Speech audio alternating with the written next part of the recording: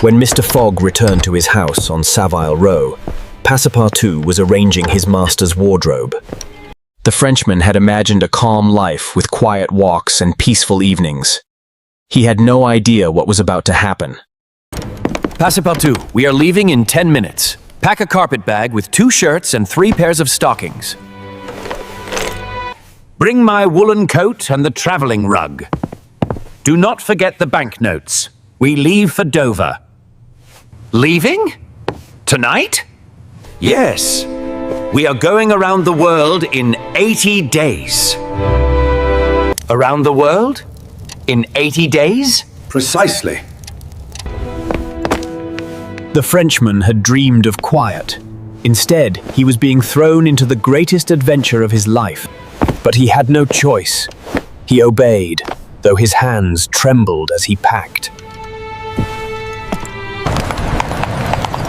At exactly 8:45 that evening, Mr. Fogg and Passepartout left Savile Row and entered a cab.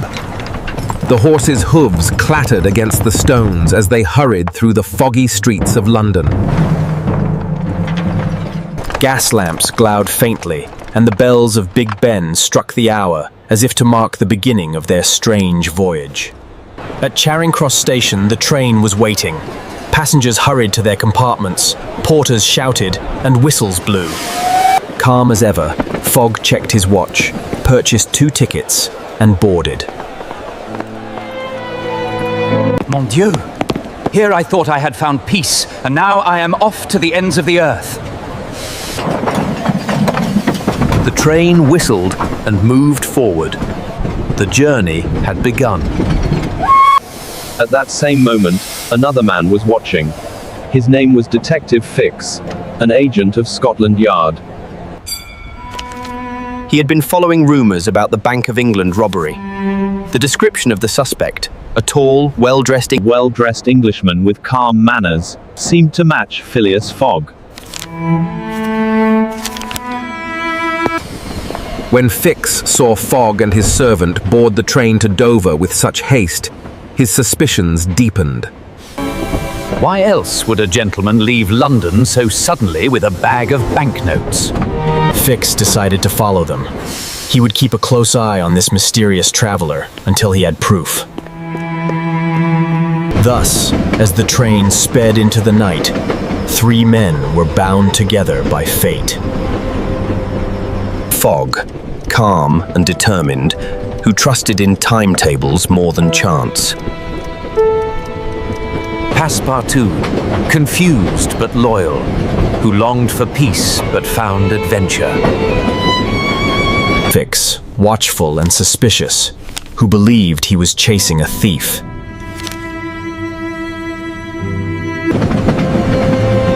The stage was set for an extraordinary race against time. The train from Paris rattled southward through the French countryside. Fields of golden wheat and rows of vineyards rolled past the windows. Villages with red-tiled roofs and small church towers flashed by as the train sped on. Inside the carriage, Phileas Fogg sat with his usual calm, his eyes occasionally glancing at the timetable in his hand. Passepartout, on the other hand, pressed his face to the glass like an eager child. He had never traveled so far from London, and every detail fascinated him. The smoke of distant factory, the peasants gathering grapes, the winding rivers that shone in the afternoon sun. Mon Dieu, I thought my master was a quiet man who lived only by his clock. Instead, he drags me across all of France within a day.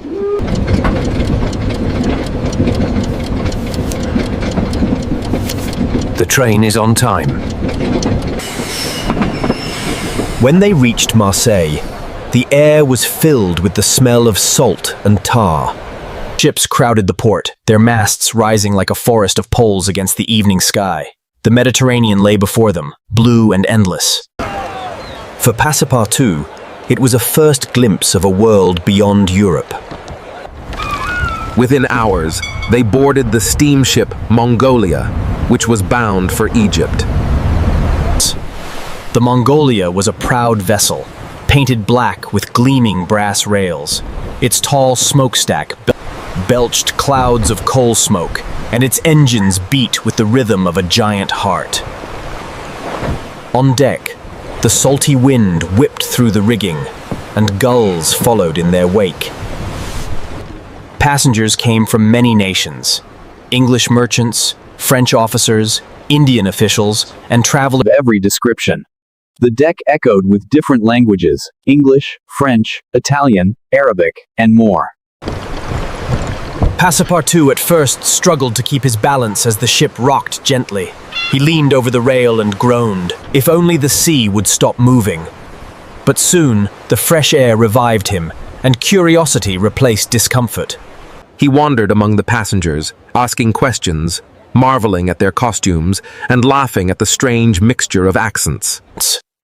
At night, he stood on deck, gazing at the stars, brighter than he had ever seen in London. Mr. Fogg, by contrast, lived exactly as if he was still in Savile Row. He rose at 8, took breakfast at 9, Walked for half an hour, then joined a game of whist with 3 gentlemen. He read his guidebook at fixed hours and checked his watch regularly. He did not waste a moment on idle talk or sightseeing. My master travels the world, Passepartout thought, but he behaves as if he never left his armchair. Still, the servant admired his master, a man who never hurried, never faltered, and never seemed surprised by the world. Among the passengers was Detective Fix, an officer of Scotland Yard. He had secretly followed Fogg from Calais, convinced that the mysterious gentleman was the thief who had robbed the Bank of England. Fix kept a close watch, walking the deck at all hours, pretending to admire the sea while keeping Fogg in view. He noted every detail: the calm way Fogg handled his cards at whist, the exact change he gave the steward, the precise moments when he walked on deck. At Brindisi in Italy, the ship stopped briefly to take on coal. While passengers stretched their legs, Fix hurried to send a telegram to London. Suspect has boarded Mongolia, bound for Suez. Please send arrest warrant to await him. But the telegraph wires were slow. Messages crawled across Europe and the Mediterranean at the pace of old horses, not lightning. Fix feared that the warrant would not arrive in time.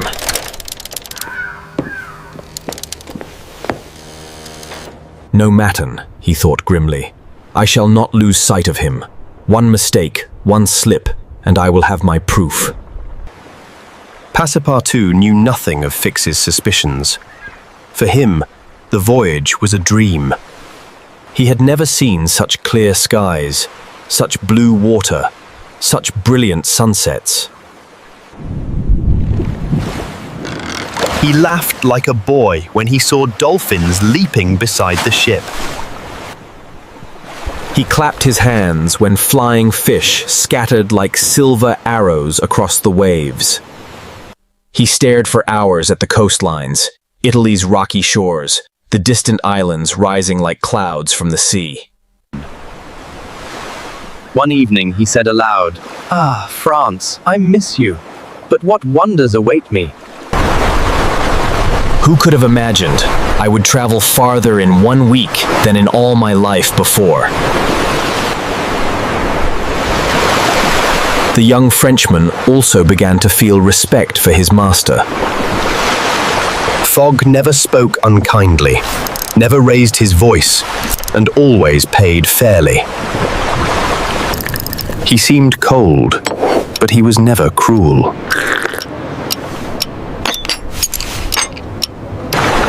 Passepartout thought, perhaps this journey will not be so bad after all.